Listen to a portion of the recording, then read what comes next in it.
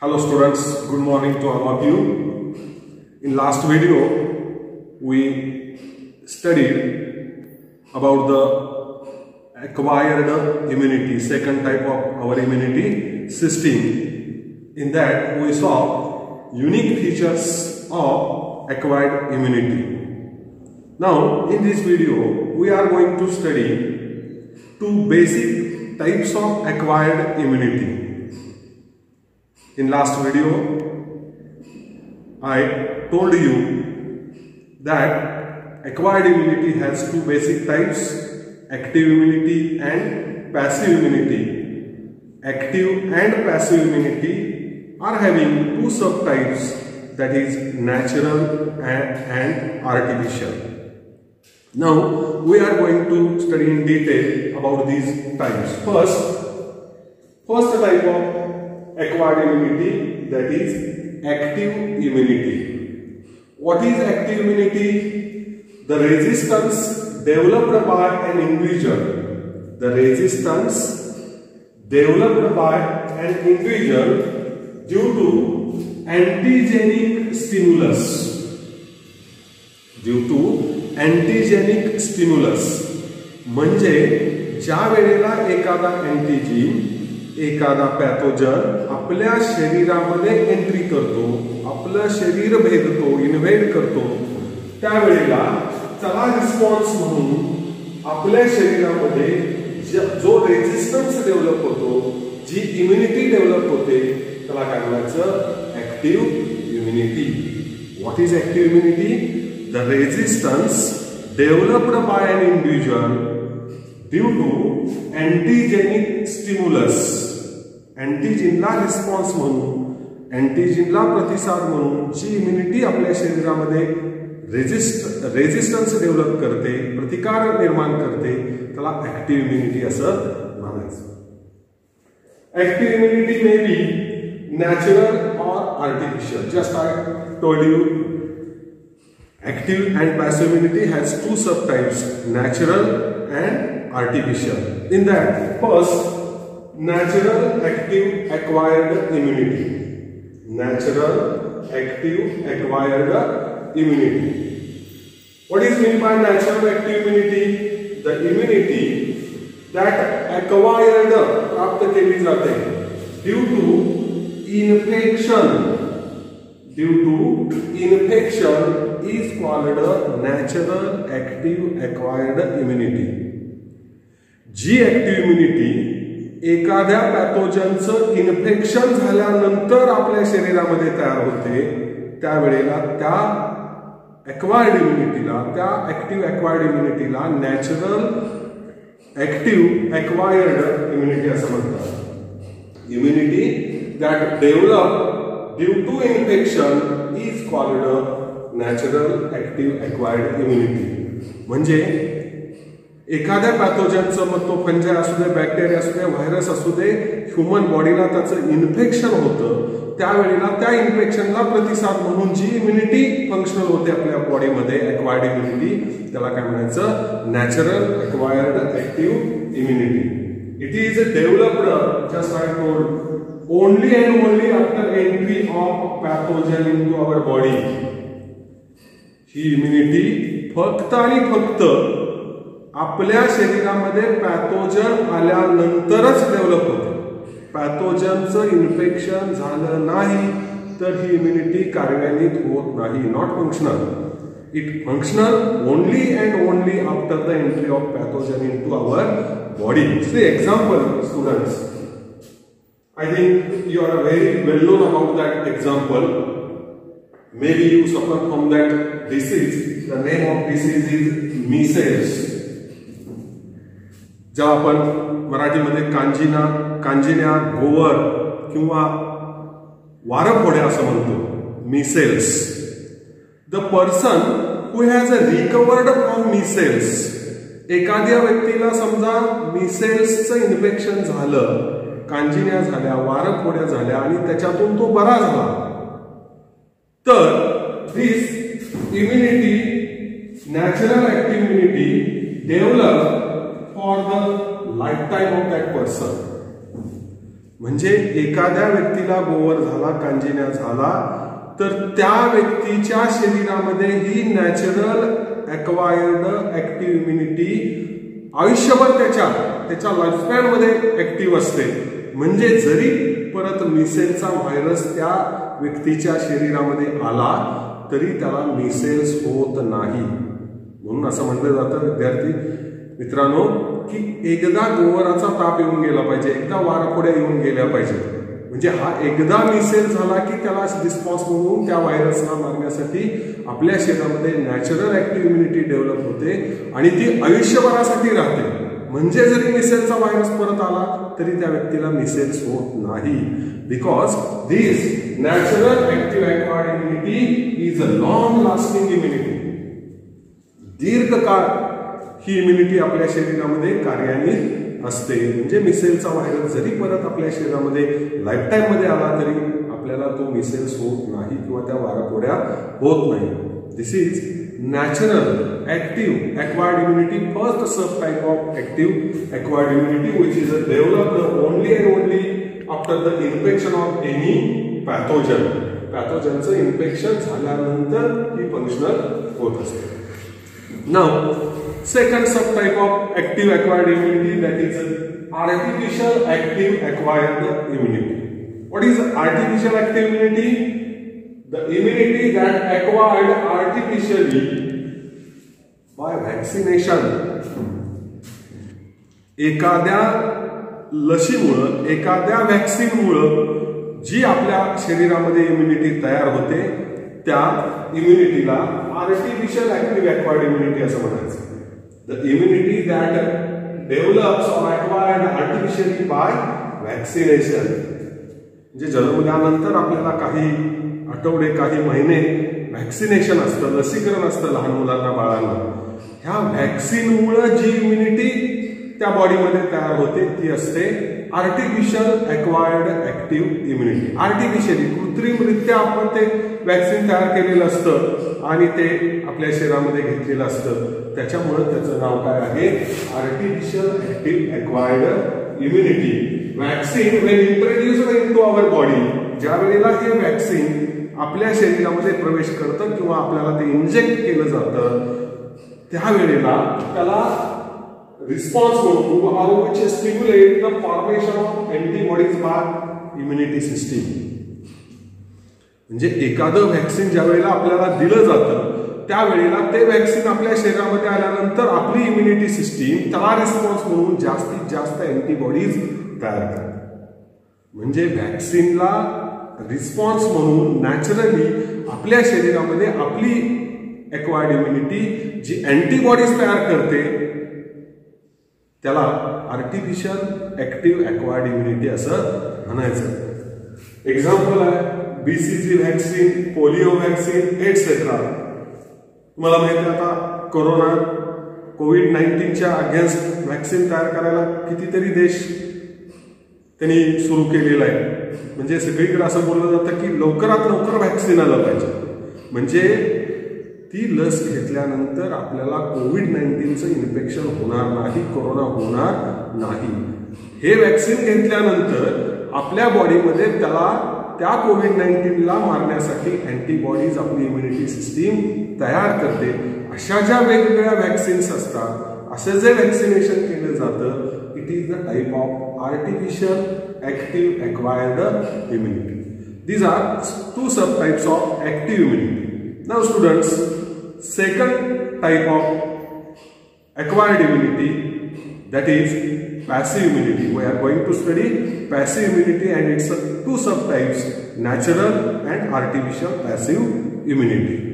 Students, now see second type of acquired immunity, that is passive immunity after active immunity. What is passive immunity? The immunity that acquired when ready-made antibodies are received by the body.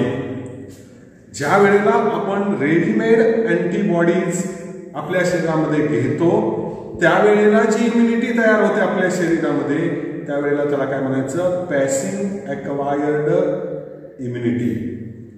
What is a passive immunity? the immunity which is developed or acquired by taking already prepared antibodies into body. मी कालच्या व्हिडिओमध्ये तुम्हाला सांगितलं, काही वेळेला आपण आजारी पडल्यानंतर doctor pharmaceutical stores मधली औषधं आपल्याला लिहून देतात, त्याच्यामध्ये अँटीबायोटिक्स असतात. ही अँटीबायोटिक्स म्हणजेच काय आहे, आपण घेत असलेली अँटीबायोटिक्स म्हणजेच काय आहेत, तर passive immunity. It is a type of or example of passive immunity. This immunity in this immunity we take ready-made antibodies which are already prepared because our body cells do not take part in the production of antibodies. बघा आता परत active immunity मध्ये आपण काय बघितलेलं होतं, active immunity is developed due to the infection or entry of pathogen into body. म्हणजे ज्या वेळेला पॅथोजन आपल्या शरीरामध्ये एंट्री करतो, अँटीजेन आपल्या शरीरामध्ये येतं, तो जो स्टिम्युलस असतो त्याला रिस्पॉन्स म्हणून ऍक्टिव्ह इम्युनिटी आपल्या शरीरामध्ये अँटीबॉडीज तयार करते आणि त्या अँटीबॉडीज त्या पॅथोजनला, त्या अँटीजेनला डिस्ट्रॉय करतात. पण काही वेळेला आपल्या शरीरामध्ये या ज्या इम्युनिटी सिस्टीमच्या ज्या सेल आहेत, those cells are enable to produce antibodies. काही वेळेला ही आपली इम्युनिटी सिस्टीम आपल्या बॉडी सेल्स अँटीबॉडीज तयार करू शकत नाही. अशा वेळेला आपल्याला बाहेरून ऑलरेडी प्रिपेअर्ड अँटीबॉडीज घ्याव्या लागतात. त्या इम्युनिटीला काय म्हणायचं, passive immunity. Like active immunity, passive immunity also has a two sub types, natural and artificial. Natural and artificial passive immunity. In that first, natural acquired passive immunity. पहिल्यांदा natural passive immunity आपण बघूया. Before birth, ज्या वेळेला आपण जन्माला यायचा असतो त्यावेळेला, म्हणजे आपण ज्या वेळेला आईच्या पोटामध्ये गर्भावस्थेत असतो त्यावेळेला, before birth maternal antibodies, maternal mother antibodies म्हणजे आईच्या शरीरामध्ये ज्या अँटीबॉडीज आहेत, maternal antibodies are transferred from mother to foetus through placenta. त्या आईच्या शरीरामध्ये ज्या अँटीबॉडीज आहेत त्या अँटीबॉडीज त्या गर्भामध्ये, त्या फीटसमध्ये प्लासेंटाच्या माध्यमातून जात असतात. Placenta is one of the nutritive organ in pregnant mother, ज्याच्यामधून त्या फीटसचं, त्या गर्भाचं सगळं पोषण केलं जातं. असा हा प्लासेंटा. म्हणजे त्याला, त्या फीटसला ऑक्सिजन दिला जातो, त्या फीटसला आवश्यक असणारे घटक दिले जातात आईच्या शरीरामधून त्या फीटसकडं प्लासेंटाच्या माध्यमातून. हे सगळं जात असतं. त्यावेळेला आईच्या शरीरामधल्या या ज्या मॅटर्नल काही अँटीबॉडीज असतात, या त्या फीटसकडे जातात प्लासेंटाच्या माध्यमातून आणि त्या अँटीबॉडीज त्या फीटसचं डिफेन्स करतात, त्या फीटसचं शरीराचं रक्षण करतात. हे before birth. Like that also after birth, ज्या वेळेला जन्म होतो, बाळ जन्माला येतं, after birth antibodies are transferred. These maternal antibodies are also transferred from that mother to infant. Infant नुकतंच जन्मलेलं बाळ. That maternal antibodies are transferred to infant through colostrum. Colostrum means initial milk. Few days initial milk. सुरुवातीचं आईचं जे दूध असतं त्याला colostrum असं म्हणतात. या कोलेस्ट्रॉमच्या माध्यमातून सुद्धा आईकडून काही अँटीबॉडीज त्या नुकत्याच जन्मलेल्या बाळाला जात असतात. जोपर्यंत त्या बाळाची स्वतःची इम्युनिटी सिस्टीम फंक्शनल होत नाही, कार्य करायला सुरुवात करत नाही, तोपर्यंत त्या बाळाचं डिफेन्स, त्या बाळाचं प्रोटेक्शन करण्याचं काम ह्या कोलेस्ट्रॉम मधून गेलेल्या अँटीबॉडीज करत असतात. म्हणजे बिफोर बर्थ, जन्म व्हायच्या अगोदर त्या फीटसला अँटीबॉडीज आईच्या प्लासेंटामधून जातात आणि त्या फीटसचं डिफेन्स करतात. जन्म झाल्यानंतर आईचं सुरुवातीचं जे दूध असतं त्या दुधामधून, त्या कोलेस्ट्रॉममधून काही अँटीबॉडीज जातात आणि त्या बाळाचं बॉडीचं डिपेंड्स करतात. म्हणूनच तुम्ही जाहिरात बघत असाल टीव्हीवरती वगैरे, आईचं दूध किती महत्वाचं आहे. आईच्या दुधामधून या अँटीबॉडीज त्या बाळाकडे जात असतात आणि त्या बाळाचं वेगवेगळ्या पॅथोजन पासून डिफेन्स करत असतात. This immunity, natural acquired passive immunity is short live, थोड्या कालावधीसाठी असते. मी आत्ताच सांगितलं तुम्हाला, जोपर्यंत त्या इन्फंटची त्या नुकत्याच जन्मलेल्या बाळाची स्वतःची इम्युनिटी सिस्टीम फंक्शनल होत नाही, तोपर्यंत त्या कोलेस्ट्रॉलमधून गेलेल्या अँटीबॉडीज त्याचे डिफेन्स करतात. म्हणजे ही passive, natural passive acquired immunity आहे, ही शॉर्ट लिव्ड आहे, थोड्या कालावधीसाठी. Students, here is a 1 mark question. 1 मार्काचा प्रश्न आहे. Why natural acquired passive immunity is a short lived? 1 mark question. Because the antibodies are received from mother remain in the body for short time, that baby. Therefore this immunity, natural passive immunity, is a short lived. Now second subtype of passive immunity, artificial passive acquired immunity. What do you mean by artificial passive acquired immunity? The immunity developed by injecting previously prepared antibodies. G immunity अगोदरच तयार केलेल्या अँटीबॉडीचा वापर करून निर्माण केली जाते, प्राप्त केली जाते, त्याला काय म्हणायचं? Artificial passive immunity. The immunity developed by injecting previously prepared antibodies. जे अगोदर कृत्रिमरित्या त्या अँटीबॉडीज तयार करायच्या आणि त्यानंतर आपल्या शरीरामध्ये ह्युमन बीइंगच्या बॉडीमध्ये इंजेक्ट करायच्या, जेणेकरून त्या ह्युमन बॉडीचं प्रोटेक्शन होईल. How these antibodies previously prepared? See here, using serum from human or animal. Serum is a protein rich liquid which is separated from coagulating blood. Coagulating blood जे असतं त्याच्यामधून जे लिक्विड प्रोटीन असतं ते जे बाजूला काढलं जातं त्याला सीरम असं म्हणतात. असा आपल्या शरीरातला सीरम किंवा एखाद्या प्राण्याच्या शरीरातला सीरम बाजूला काढून त्याच्यामध्ये अँटीबॉडीज तयार केल्या जातात आणि त्या अँटीबॉडीज ह्युमन बीइंगला इंजेक्ट केल्या जातात. ह्या इम्युनिटीला आर्टिफिशियल पॅसिव्ह अक्वायर्ड इम्युनिटी असं म्हणतात. एक्झाम्पल बघितल्यानंतर तुमच्या लक्षात येईल. Antibodies obtained from hyper immunised horses. घोड्याच्या पुढच्या पायामध्ये जो हॉर्स, जे हॉर्सेस हे हायपर इम्युनाइज केले जातात, त्यांची इम्युनिटी एकदम जास्त वाढवली जाते आणि त्यांच्या पुढच्या पायामध्ये काही अँटीबॉडीज तयार केल्या जातात. That and those antibodies injected to human against rabies pathogen. Rabies तुम्हाला माहित आहे, पिसाळलेला कुत्रा चावल्यानंतर रेबीज होतो. याच्यावरची जी अँटीबॉडीची लस असते ती या घोड्याच्या पुढच्या पायामध्ये हायपर इम्युनाइज्ड हॉर्सेसमध्ये सिरम त्याचा वापरून ह्या तयार केल्या जातात. म्हणजे अशा ह्या ऑलरेडी तयार केलेल्या, प्रिव्हियसली तयार केलेल्या अँटीबॉडीज ह्युमन बीइंगच्या बॉडीमध्ये इंजेक्ट केल्यानंतर जी इम्युनिटी डेव्हलप होते त्याला काय म्हणायचं? Artificial acquired passive immunity. Like natural passive immunity, this artificial passive immunity is also short lived. ही इम्युनिटी सुद्धा शॉर्ट लिव्ड असते, थोड्या कालावधीसाठी आपल्या बॉडीमध्ये फंक्शन असते. These are the two subtypes of passive immunity. Students, we saw 2 types of acquired immunity: active immunity, passive immunity. Active immunity may be natural or artificial.